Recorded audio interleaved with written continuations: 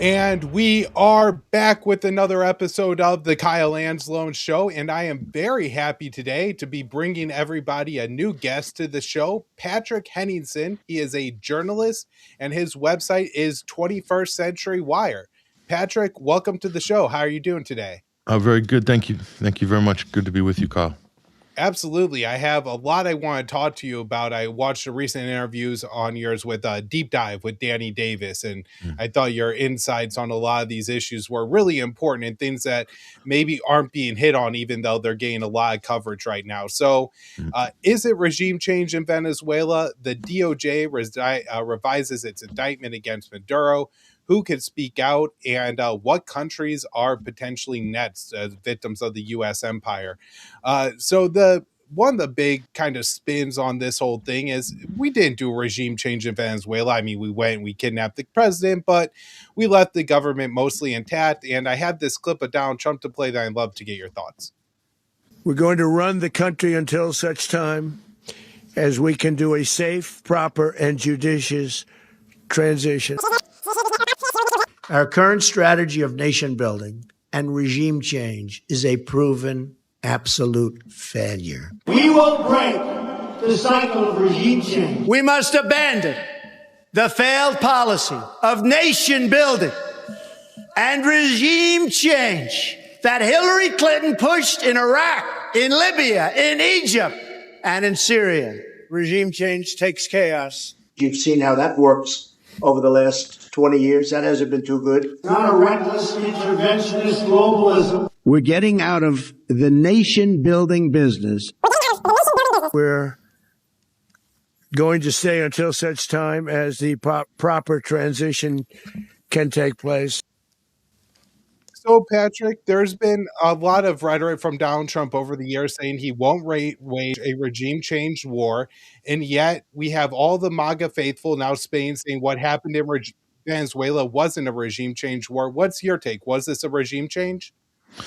Yeah, well, there's a lot of cope on the MAGA side. It's a very confused group of people. What's left of them anyway? They're peeling off at an alarming rate, so there might not be any MAGA left in 6 months. But nonetheless, so what I would say what you have is a regime changeover. So they removed the president through an illegal act, and but they haven't changed the government. But so the short term agenda was regime changeover. Use what they've done, the spectacle of it, as leverage to twist the arm and to bully the government of Venezuela to try to comply. And they did a little exhibition of bombing and killed some people, and sort of as a warning shot, you could say. But the long-term, the United States, their long-term agenda is regime removal, and that's the removal of the entire government. When I say entire government, I'm talking about in their mind, this is what Washington's thinking, not that it corresponds with reality, but we'll just go with it. They want to get rid of any left-leaning socialist elements in the Venezuelan government, and they want to deal with, a pro-U.S. Free market, pro-U.S. corporation government. That's their long-term plan. Now, how long would that take? How long will the U.S. invest in a project like that? Well, let's just look at history. How long did it take them to destroy, decapitate, and collapse the state of Syria? It took roughly 15 years. If you really want to be accurate, it's probably more like 25. And if you want to go take a longer sort of look, 50,000-foot view at a country like Syria, there were, I don't know how many coup attempts, probably 20 coup attempts from the 1950s right through to, last year when al-Qaeda marched into Damascus. So in terms of the U.S., they have the resources, the time, and the patience. But the U.S. is under pressure now. So they really don't have the time that maybe they had during previous presidents in the United States. So if the first one would be sanctions, of course, and then to create pain and to promote an opposition, or an opposition exile or an opposition in the country. They've already gone through that. and it was a failure. They haven't succeeded. They bankrolled all these different opposition figures, Maria Corina Machado, as well as Juan Guaido, and there are many others, and it failed because they weren't able to pierce the national unity, the political unity, and the ideological unity that you have in a country like Venezuela. Venezuela is not like other South American countries. It's very, very unique in that it is a Bolivarian republic. It has certain attributes in terms of how the class structure is laid out in respect to the military and to the government. You have working class people in officer positions. That's totally an anomaly. If you look at Chile, you look at Argentina, you look at Brazil, where the elite send their kids to officer training school, and then off to the United States, to Fort Benning for training in America. And that's how you can orchestrate very easily coups in those countries, which the CIA have done. Chile is the perfect example of that, but so is Argentina. But Venezuela doesn't have that. So that's why there's been so many failed coups by the United States in Venezuela. Syria is also very similar in that respect. Those two countries have a lot in common. The Ba'athist system is a type of a Bolivarian revolutionary government. It's an anti-colonial permanent revolution government until they break the chains of Western imperialism. Then they move on to a new phase, a more liberal phase.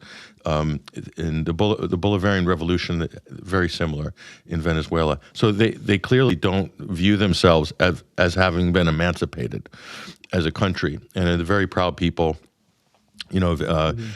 They're not like other South American. That's not to take anything away from other South American countries or people, but Venezuela is it's a slightly different type of political environment there. It's very, very difficult to penetrate. There's a sense of unity, a sense of national unity, a sense of class solidarity. And it's not a communist country. It's a rampant free market country, truth be known, that has, like most countries these days, is run by 4 billionaires, or a handful of people own most of the things in the country. And I think that was the appeal of the Chavez and now Maduro governments, is to readdress that imbalance in wealth and control of the machinery of the state and government. And so this is the United States. To do that, they have to. The only way you can do this is to either somehow. I think they've failed on all these different, this continuum that John Perkins wrote about in Confessions of an Economic Hitman. So now the Jackals have arrived, and so they next would be assassinations, a whole slew of assassinations, destabilization, civil war. The United States is very comfortable with that. An outcome, but and so blood run through the streets of Caracas in the United States. They have a plan as how to capitalize that, get control, and insert their own regime, if you will, into power. And then if that fails, the last option is a full-on military attack, occupation, a la Iraq. And America just doesn't have the appetite for that. But as I have said to other people as well, that's the irony. Trump that likes to kind of dip his toe in, get a big media splash, get the helicopters rolling in. It's all very Hollywood-like. But unless you put boots on the ground, is this the problem the U.S. always have? And it's a problem that Donald Trump's not willing to confront. You can't really do what you want to do in a country like Venezuela unless you can start a bloody civil war and then intervene militarily, or just go in and attack, fight, and occupy. And if you do that, the whole world will turn against you. The global South will be against you. The entire of Latin America will ultimately be eventually against you. And the United States will further go into a tailspin in terms of international respect. So, but then the irony is, once you do that, you're going to lose anyway. So it's lose-lose either way. You could do this another way. You could do it through soft power. You could do it over a longer period of time. You could have maybe a joint arrangement where you give concessions and allow them to develop and make money and be prosperous. But the United States is in such a hole politically and economically that they don't have time to do maybe what past administrations have done. So Donald Trump has pulled the trigger in the most crazy way, and so yeah, it's I don't think it's going to, what he's doing, unless he's willing to go all the way. And if he does, that's the end of his legacy. And the United States will really, really feel the pain on many, many levels internationally and domestically. Then Donald Trump's not going to be able to cash all these checks that he's written. And he does this every time. If you look at Ukraine, do you remember that was 7, 8 months ago? I've just got off the phone with Zelensky. It was a perfect phone call. We're taking all the minerals in Ukraine, and the raw earth, not the rare earths. With Trump, it's the raw earth. The raw earth, they're all ours, and then we're going to rebuild it and take all the profits. And nothing has come of any of that. Right. And I'm telling you, nothing will. But he got what he needed. Donald Trump's interested in getting from June 1st to June 12th. And then it's from June 13th to June 30th. That's how his administration's been running in the last year. Look at the pace of bombing, the pace of audacious moves. It's just nonstop. Because the minute things calm down, then all of the sort of mold that's surrounding him will engulf his administration, like the Epstein files, as an example. And I'll tell you, there's probably a dozen more scandals that we don't even know about yet. Because I'm not being hyperbolic or, full disclosure, I'm not a Democrat. So I can't be called a leftist, crazy Donald Trump derangement syndrome. No, this is the most corrupt administration. It will be. History will reflect back on this particular term will be the most corrupt in the history of the United States of America. Without the Nixon administration, it's nothing. Right. Nixon administration looks like it's a monastery, a Catholic monastery, or a bunch of monks compared to the Trump administration. I mean, these guys are going for it, and it's worse because it's a one-term. He is a lame duck. So everybody is at this sprint to take as much money. They've got scams running on stable coins that they want to implement.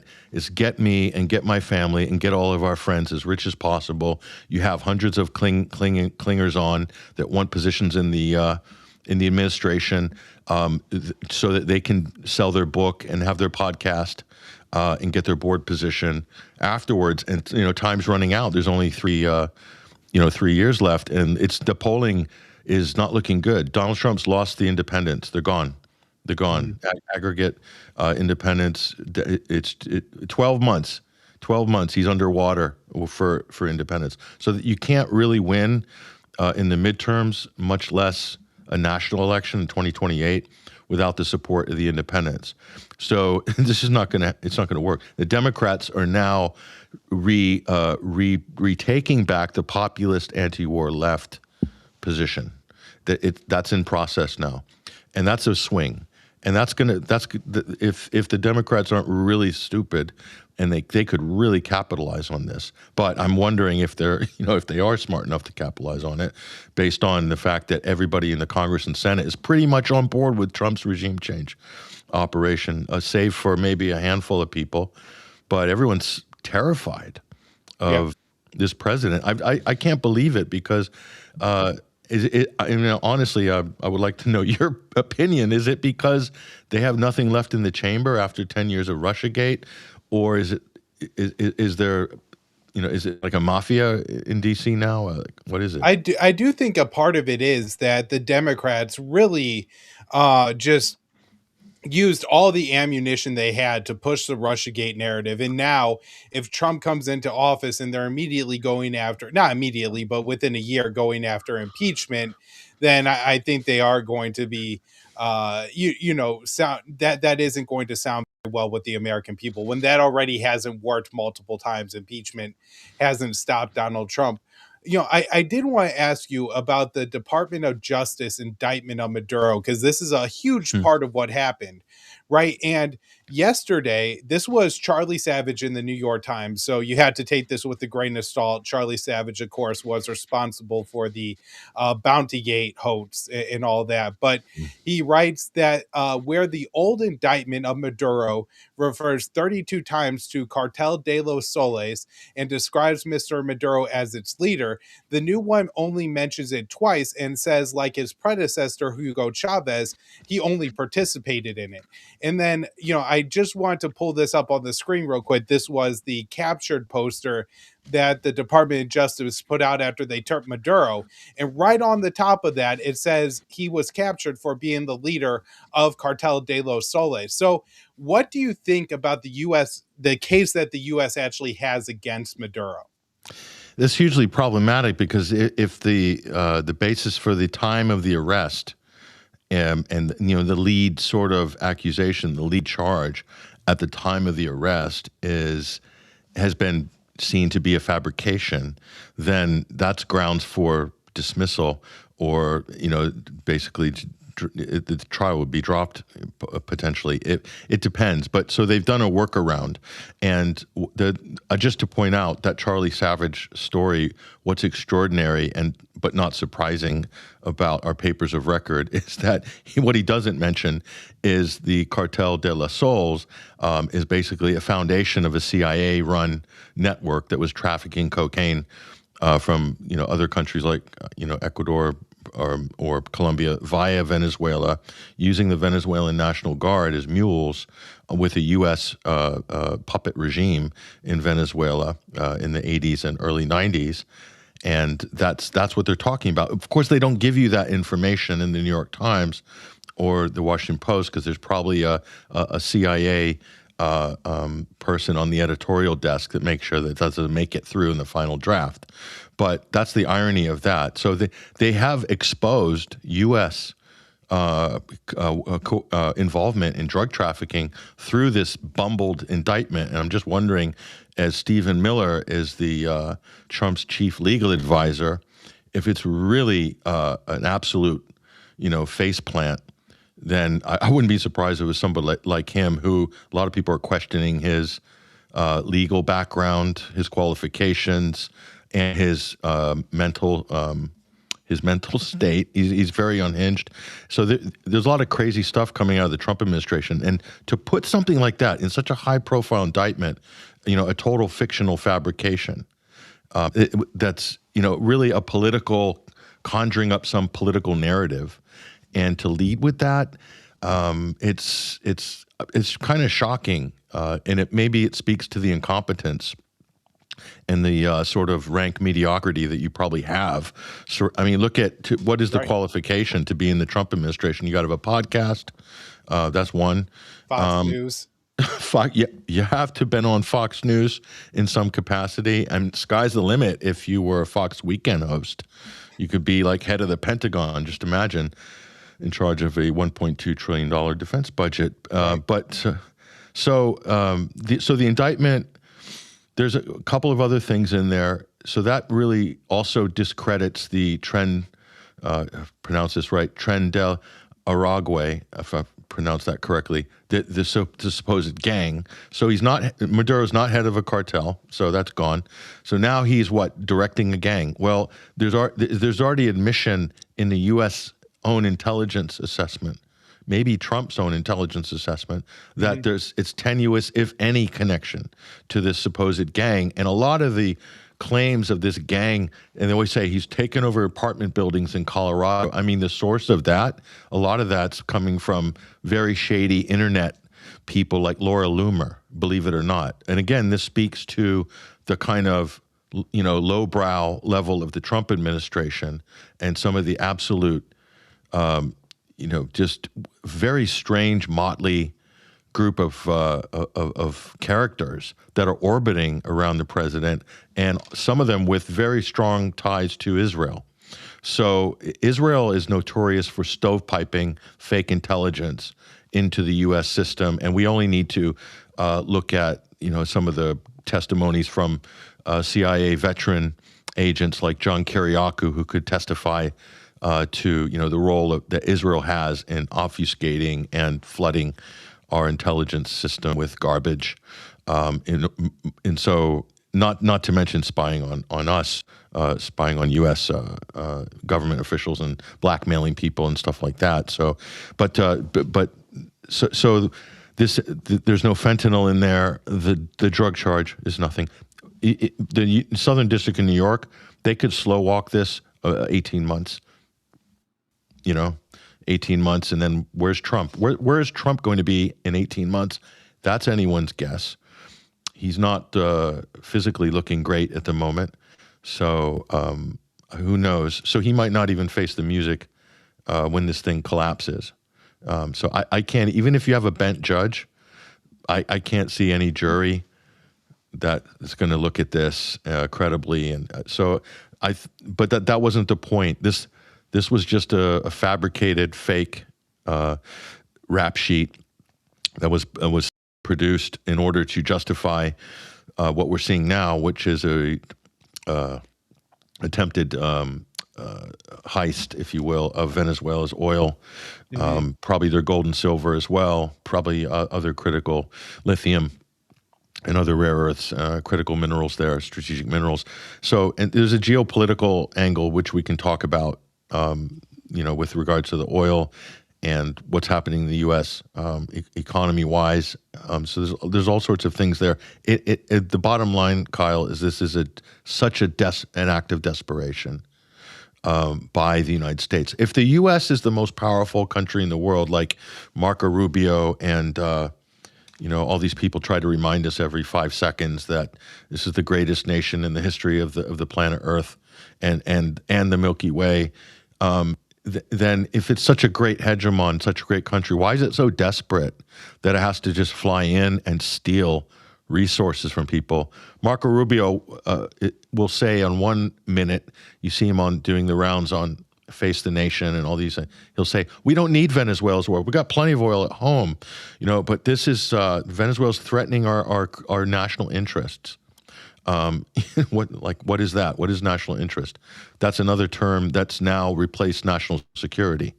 And it made a lot of things that were previously verboten and illegal are suddenly justified in order to protect the national interest, which nobody can quite put their finger on. That could be anything economically, politically, defense. But so according to Rubio and this government, China buying oil from Venezuela is a threat to U.S. National interest because it's happening in our hemisphere. And Russia giving anything or buying anything, that's a threat, as well as Iran.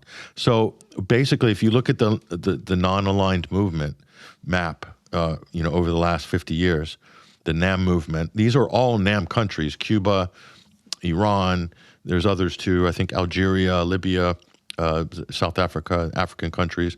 So but they have to dress it up with lies. And the lie is that, if we've given China a black eye because China relied on Venezuelan oil, which is a complete fabrication.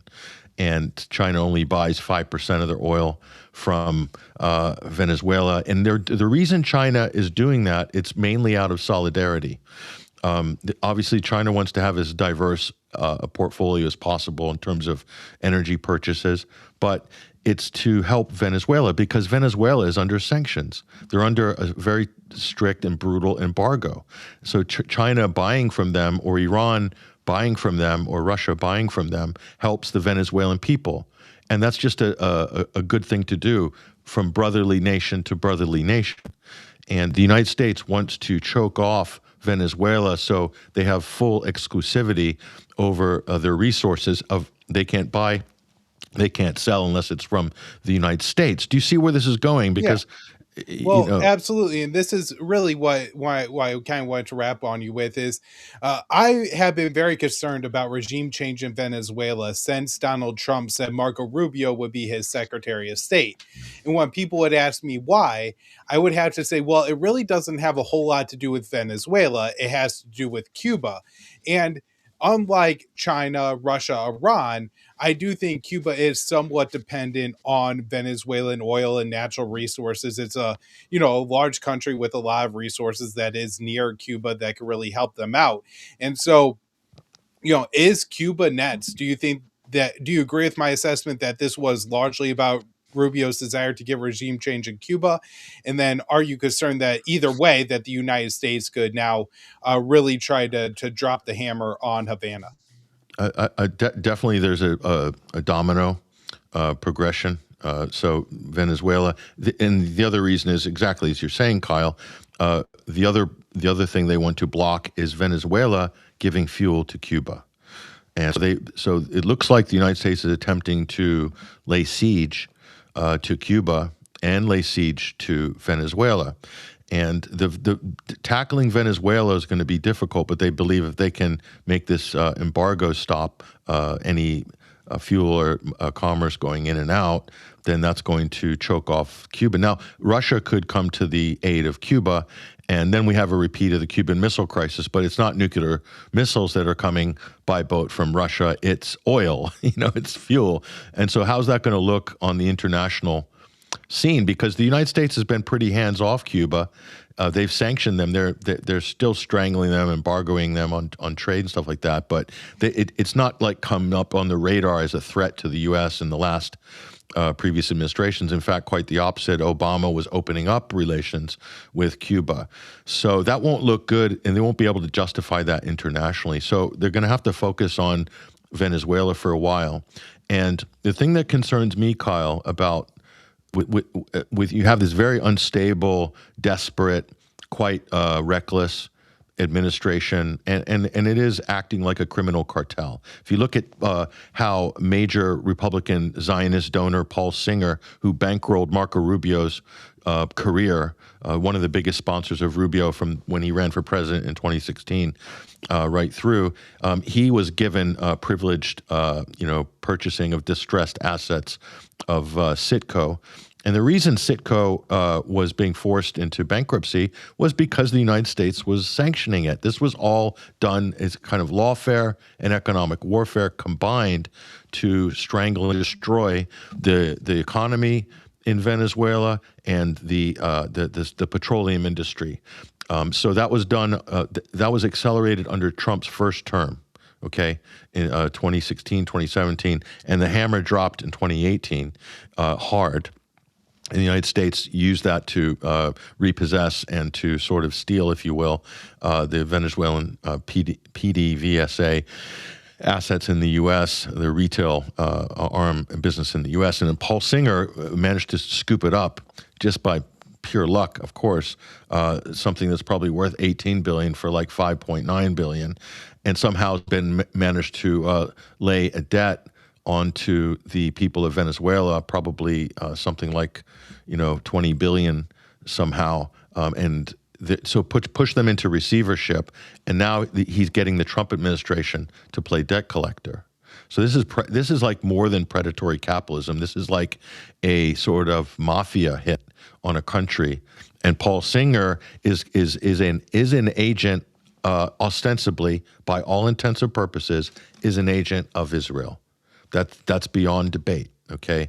The amount of, he funds the IDF, he helps raise money for the IDF, he's into settlements, all those charities and NGOs, he's bankrolling and involved in all of them. So Israel is Paul Singer's #1 priority. So Israel first, and then America second, but only if America can do things for Paul Singer and Israel. That's the quid pro quo. So Israel has a lot to benefit from this heist of Venezuela. The U.S. and Israel are working together, not just stealing. This also helps Israel because, look, the type of heavy crude that Venezuela has is applicable for military. This is for naval ships, for jet fuel, for power plants, okay, for lubricants, for complicated engineering machinery. So it's a different type of crude oil. And so if you're planning a major protracted war, you need to secure a supply like this, ideally in your own hemisphere. So that's another worrying aspect of this, is that you have people in Washington at the moment. I personally believe there are people in Washington that are excited by, certain Rand Corporation papers or certain think pieces coming out of the Heritage Foundation or the reemergence of neoconservatism to believe that the United States, if they could trigger a third world war and win a third world war. So if that's the case, and if you look at what they have done to bait Russia, hitting its nuclear deterrent via Ukraine 3 times, either over horizon radar first, that was the first hit. The second was their long-range nuclear bombers, which they did in June, while they pretended to be negotiating. They launched a sneak attack called Operation Spider's Web, and then over Christmas, what happened last week, or 2 weeks ago? 91 drones attacking President Putin's residence, which also is a nuclear command bunker in near Valdai, I believe, in Russia. And now we find out from the recent articles that, the CIA was aware of it. Trump's playing stupid like he didn't know. So I didn't know that, well, so either Trump's lying and he did know, or the CIA doesn't tell the president they've just tried to take out the Russian president. Either way, this administration is quite frankly a risk to humanity at this. And so they're clearly trying to provoke Russia because they believe that somehow if they can provoke Russia to do something, that their counter attack or counter punch will be crippling for the Russian Federation. And and the other thing, Kyle, is let's be realistic. I think we can all agree. We can all agree that if I make the statement, this administration and their foreign policy is fully and 100% controlled by Benjamin Netanyahu's office. If I make that statement, does that sound too outlandish at this point? No, it certainly has the most influence of anyone would be Benjamin Netanyahu and the Zionists in Washington. So if that's the case, and Marco Rubio, 100% the same, okay? Marco Rubio is like AWOL with Ukraine and Russia, which to me is odd for a U.S. Secretary of State. So instead, Trump has sent his, a shady property dealer from Long Island and his son-in-law. Yep. Okay. And they don't even have positions in the cabinet. They are without portfolio. So Russia's not really taking Witkoff and Kushner seriously. It's, to me, because that's why Lavrov and his people have not been deployed to spend much time with them, because the Russians are like, no, you need to send your official head diplomat, and that's Marco Rubio. So where's Marco Rubio been? Nowhere. That tells you Marco Rubio does not care about Russia-Ukraine. Marco Rubio was installed in that position, and first choice for Mary Adelson, what I understand from what I've heard, is that Marco Rubio was selected as vice president, or was the first selection for vice president, and then somehow that was rejected by Trump or the Trump team, and J.D. Vance became the vice president. But Marco Rubio is 100% for Israel and, of course, as you said, Kyle, for overthrowing the government in Cuba. So he doesn't really care. That's just, it's hard to comprehend that when you consider the Cold War history and the rivalry between superpowers. And it's just a bit odd in this case. So I think the danger here, is that this might sound conspiratorial, but wouldn't Israel like nothing more than to see the United States and Russia wipe each other out or really, really damage each other? Because then Israel would emerge as the dominant superpower in where East meets West in the Levant. And they already have total leverage over the United States, but Russia's a problem for Israel geopolitically, as is Iran, as is the alliance between Russia, Iran, and China. So I look at it in those terms. Israel, are they happy with weighing Russia down in Ukraine? They've already benefited from that, because the fact that Russia was saddled down so hard in Ukraine allowed, I think, the government to be toppled in Syria. And that's a huge priority for the Israelis and for the United States. So, but especially for Israel. I just add to that a bunch of Russian billionaires, when the U.S. sanctions hammer came down, fled to Israel. So I'm sure that had to be a nice influx of capital Mm. for the Israeli government, and to continue to encourage that kind of emigration of, Jewish Russians, because the U.S. sanctions is going to continue to be a boon to the Israeli economy, especially as, they face increasing economic isolation on the world stage, and also just the fact that so many of their young men and women have been committed to fighting a genocide all over the Middle East now for the past 2.5 years. And Ukrainian oligarchs as well Yes. fleeing, and criminals and war criminals fleeing to Israel. So yeah, that's a good point. A lot of capital has come with those sort of big fish, if you will.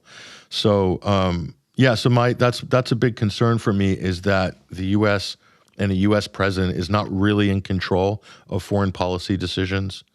And he's boasting that he was purchased by Marriott Madelson for $250 million, and Musk gave 250. There's 500 plus other Israeli donors. You're probably looking at 700 million.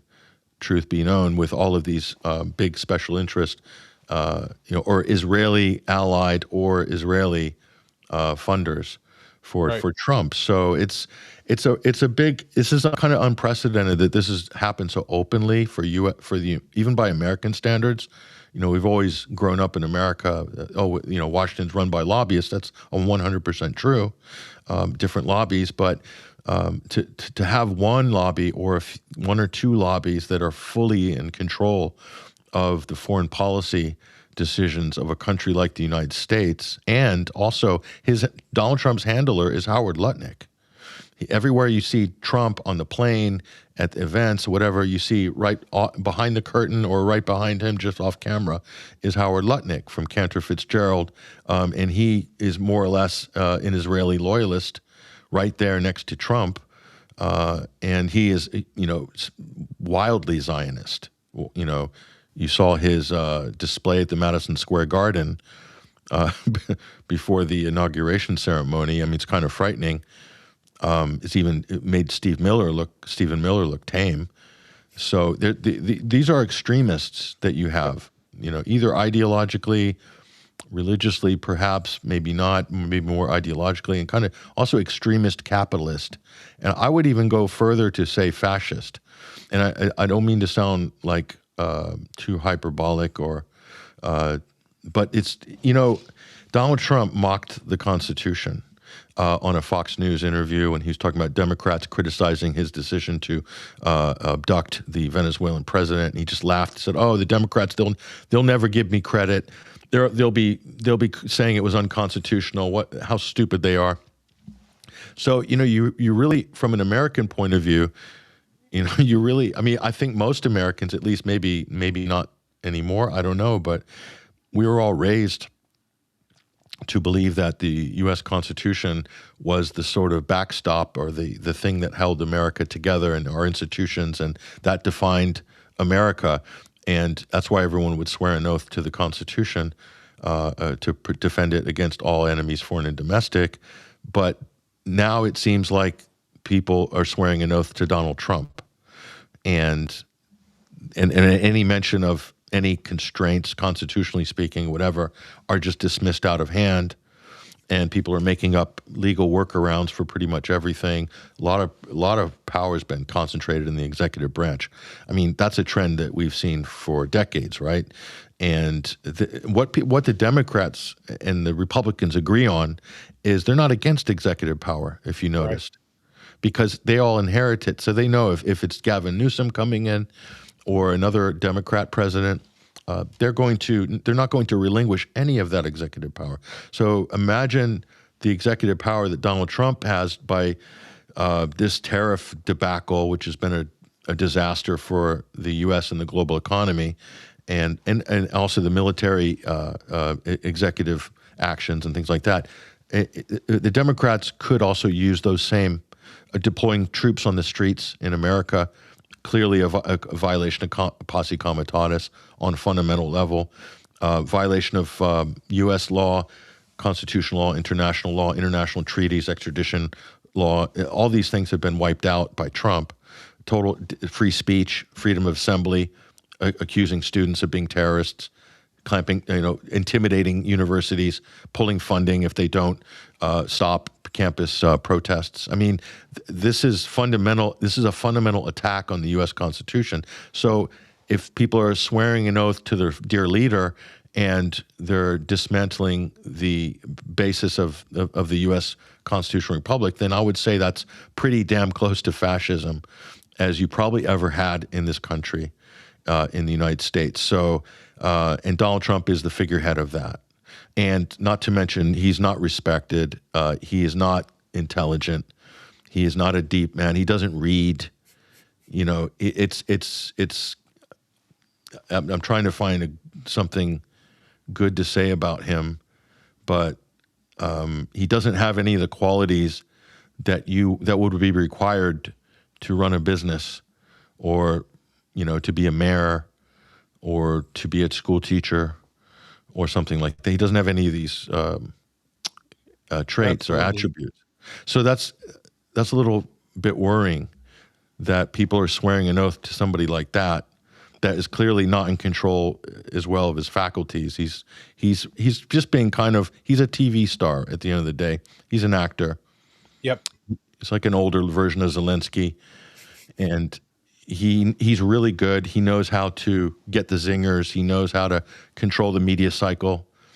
And he's really good at that. But the problem is that's also their downfall, is because they're so erratic that there's no continuity, and there's no consistency with the Trump policies domestically or internationally. And internationally, that's fatal, because if you're not consistent internationally, in international relations, it requires a level of predictability in international relations. If you've studied this, you know what that means. That means that a diplomat, an ambassador, a foreign policy crafter has to be able to predict the behavior of nations.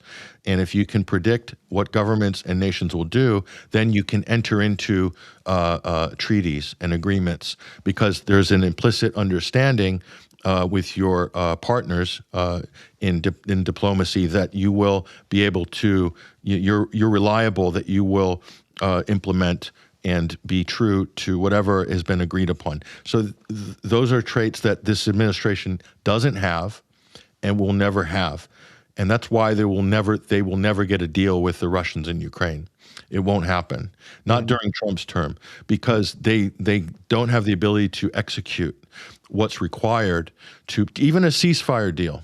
Very complicated, a ceasefire deal. That could take like 6 months to a year to if you did it properly, because you need contingency plans, you need separate monitoring organizations, you need all of these things.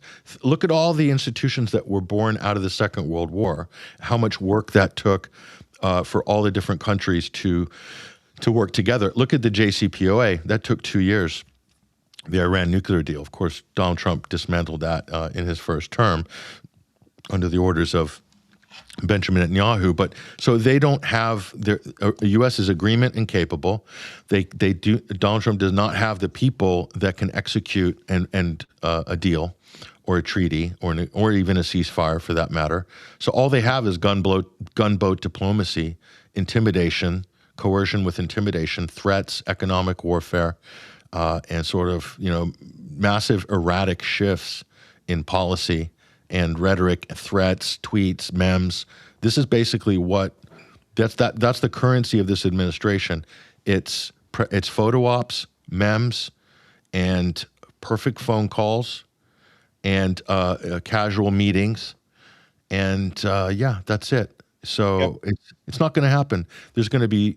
That's why I don't think he's going to be able to pull off U.S. oil companies taking over Venezuelan oil. I definitely agree with that assessment of it. And Patrick, I think we are out of time for today. So I really appreciate all of your time on today's show. Absolutely fantastic interview. Love to have you back again. And everybody, please check out Patrick's work. I mean, he's on shows all over the place on YouTube, so you could check him out. But his site is 21st Century Wire. Anywhere else I should send people, Patrick? I would say we could use some help on our YouTube channel because we're heavily suppressed by Google and YouTube, but that's 21st Century Wire TV. That's on YouTube.